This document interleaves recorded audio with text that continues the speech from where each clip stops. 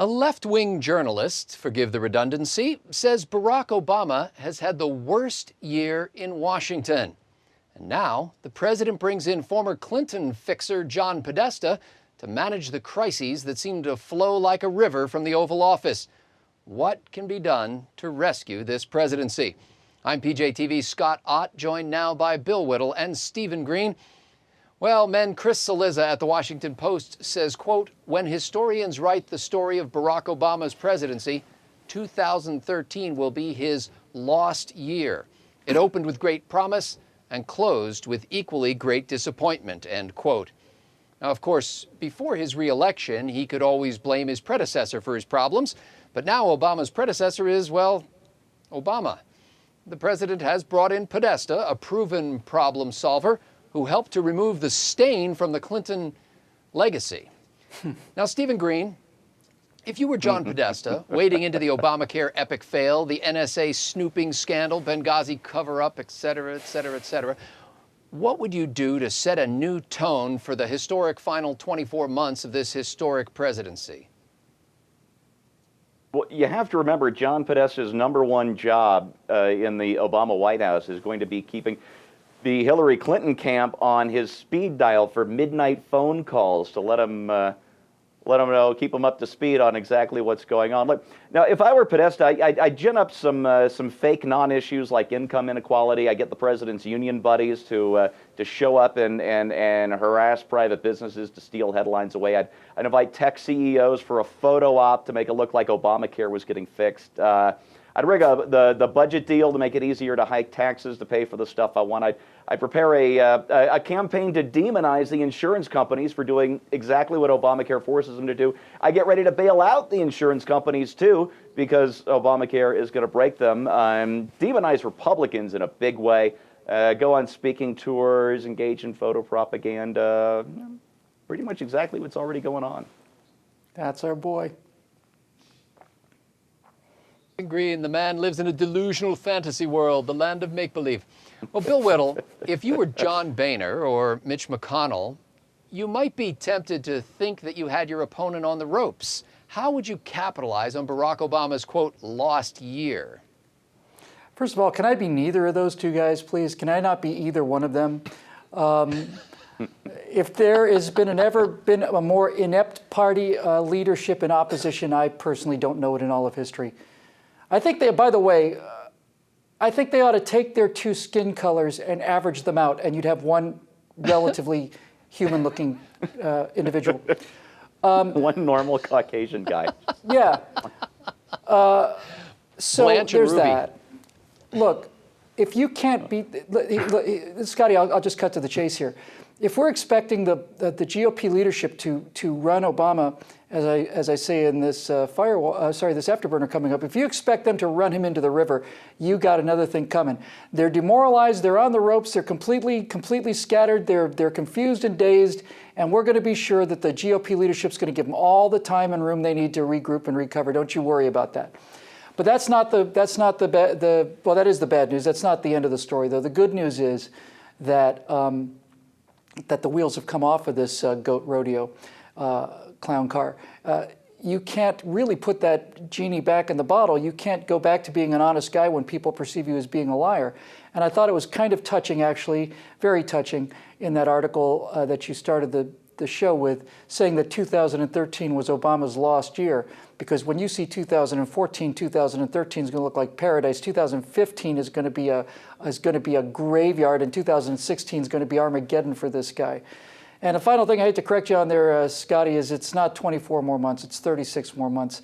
That's another 12 months of. I know it just put yourself in a medical coma like I do, but that's another year of sightseeing that we'll all get to do, and.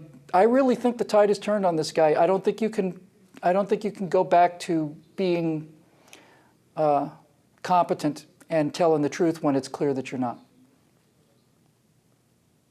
Well, you know, Steve, the New York Times says a White House staffer has actually been quietly working on plans for the Obama Presidential Library for months now, and that donors are getting special treatment in preparation for the big ask to cover the estimated $500,000 or $500 million construction cost, whatever it is, some huge amount of money.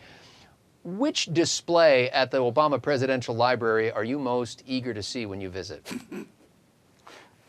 You know what, the nerve of this guy? How many meetings has he taken with whoever it is in charge of putting his library together, which he's got all the time in the world to do that. He's met with Kathleen Sebelius twice in the last couple of years as Obamacare was falling apart. But what's he concentrating on?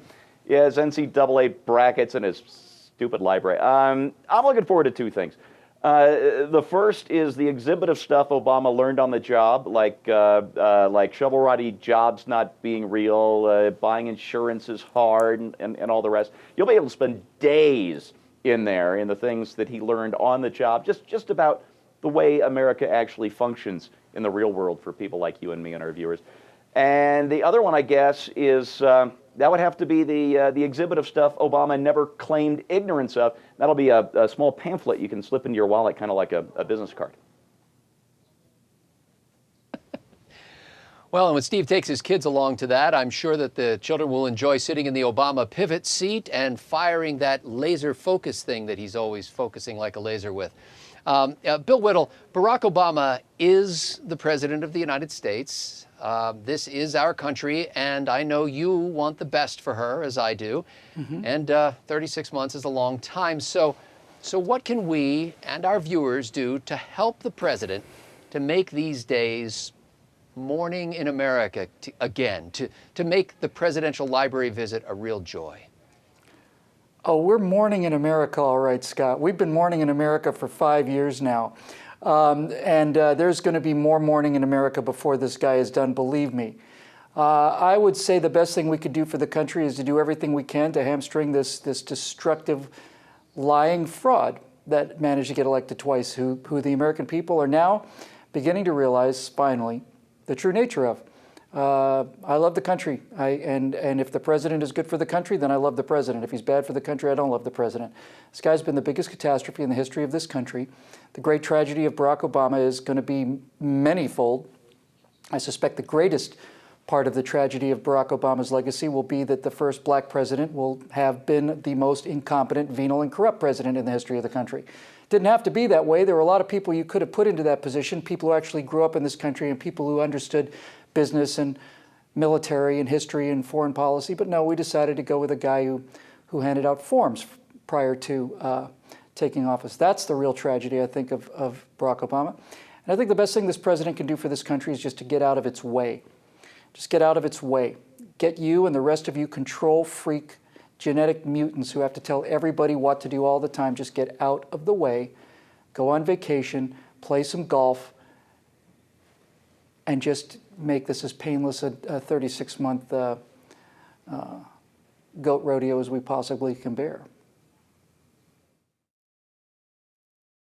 I guess I'm not going to stick those complimentary presidential library tickets in the mail to Bill like I was planning to do. Well, you know, second presidential terms are usually tough sledding for a president. And nevertheless, these guys never voluntarily call it quits after just 4 years. Things look bad for this one. But Republicans tend to overestimate the damage done by President Obama's calamities, those which have befallen him and those into which he has bejumped. If I were John Podesta, I'd say, Mr. President, let's start by apologizing and finish by telling the truth. On the other hand, if I were counseling John Boehner and Mitch McConnell, I'd say, let's make your opponent look incompetent, partisan, and disingenuous by working hard, treating people with respect, and telling the truth. For Stephen Green, Bill Whittle, and the entire trifecta crew at PJTV.com, I'm Scott Ott.